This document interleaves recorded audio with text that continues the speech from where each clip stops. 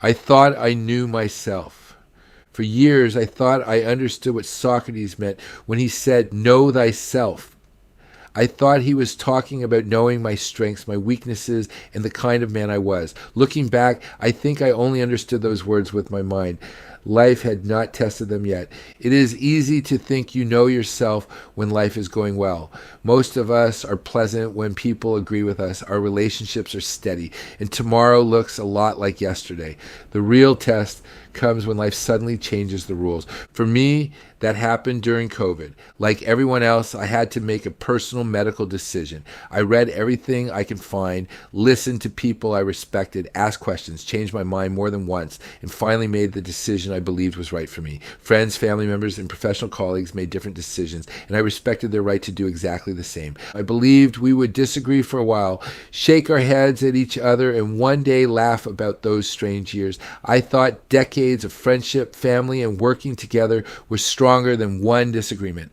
Looking back, I realized I believed our shared history would matter more than it did. Some friendships quietly disappeared. A few professional relationships faded away. Even some family relationships changed forever. The moment that stayed with me the longest was learning I would not be flying back to Toronto from San Diego for my niece's wedding.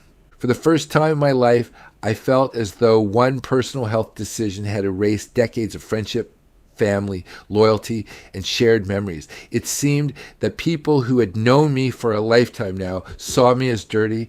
That feeling stayed with me much longer than I expected. I never imagined one decision could outweigh birthdays, family dinners, years of friendship, years of working together, shared laughter, loyalty, and a lifetime of memories. It made me wonder how something that had taken decades to build could seem to disappear almost overnight.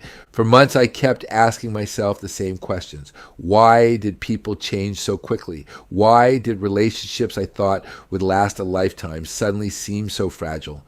Every answer helped me understand what had happened, but none of them brought me any peace. Then one morning, I was walking along San Diego Bay with a coffee in my hand, watching the ferry make its way across to Coronado.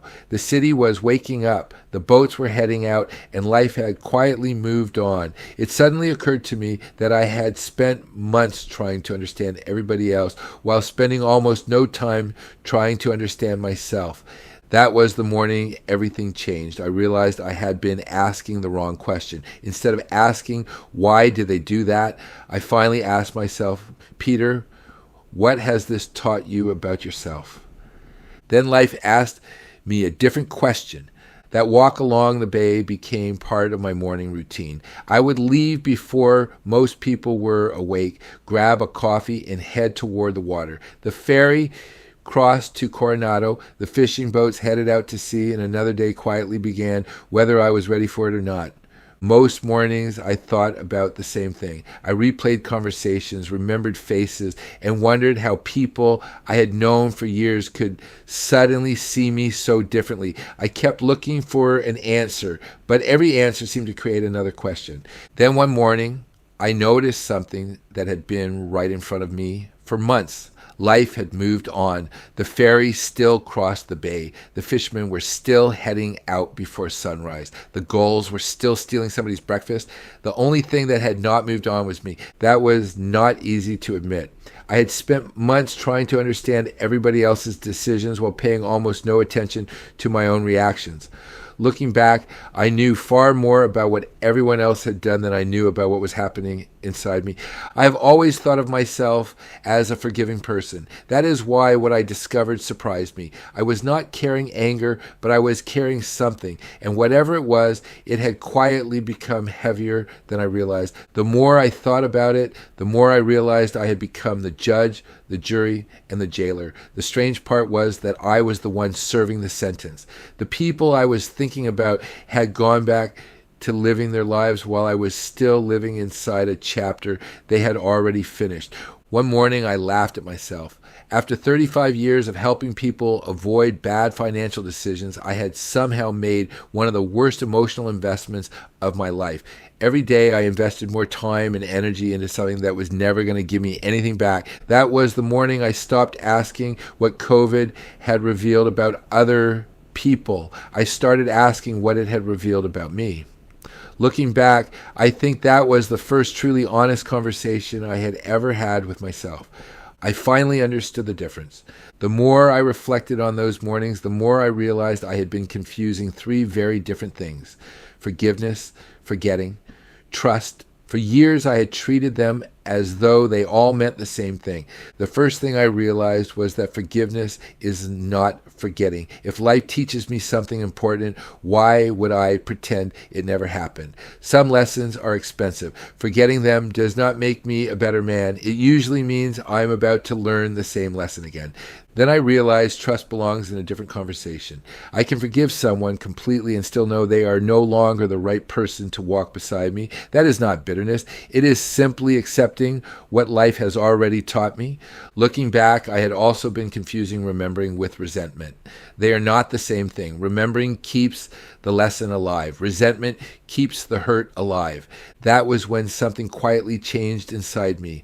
I no longer needed people to apologize before I could move on. I no longer needed everyone to understand my decision before I could find peace. I simply needed to accept that life had already given me its answer. The funny thing is that I spent months trying to understand everybody else. In the end, they were never really the lesson. The lesson was discovering what disappointment had quietly done to me while I was busy watching everyone else. I thought I knew myself because I knew the man I was when life was easy. I had never really met the man disappointment was shaping.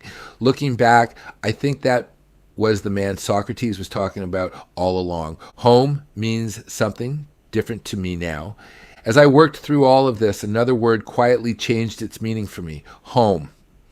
When I was younger, home was simply where I lived. Today, it is where I can finally relax. It is where I never feel the need to defend myself, explain myself, or become someone else just to keep the peace. It took me a lifetime to build that kind of home. Like most people, I trusted the wrong people from time to time, stayed in some relationships longer than I should have, and learned more than a few lessons the hard way. Looking back, I would not erase any of them because every one of them taught me something I needed to know. For years, I thought protecting my home meant building higher walls. I do not believe that anymore. Walls keep everyone out. Wisdom helps me decide who belongs inside.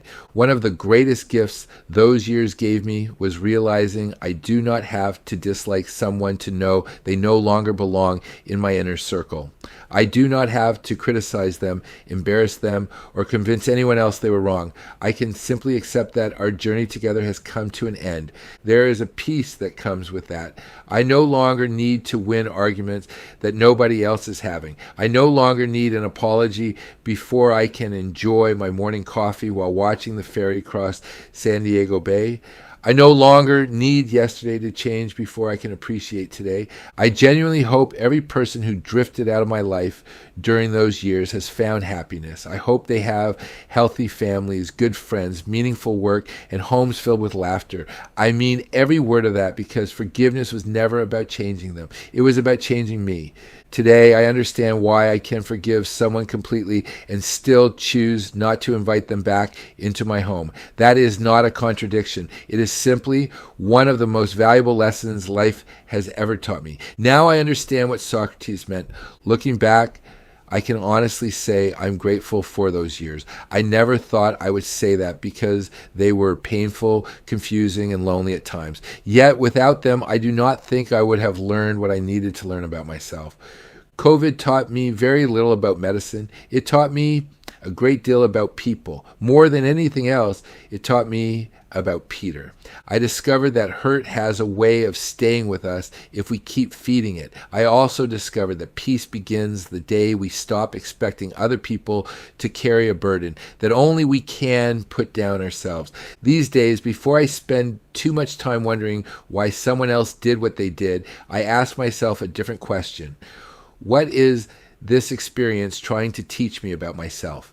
I do not always like the answer, but it has become one of the most important questions in my life. Today, I can honestly say I have forgiven every person who hurt me during those years. I carry no anger toward them, and I sincerely hope life has been kind to them. If our paths ever cross again, I will gladly shake their hand, ask how they are doing, and genuinely hope the answer is life has been good. That does not mean I have forgotten. It means I finally stopped asking yesterday to become a different day. I carry the lesson, but I no longer carry the weight. That is why the title of this article is not written with anger. It is written with gratitude. I forgave you. I simply do not want you in my home.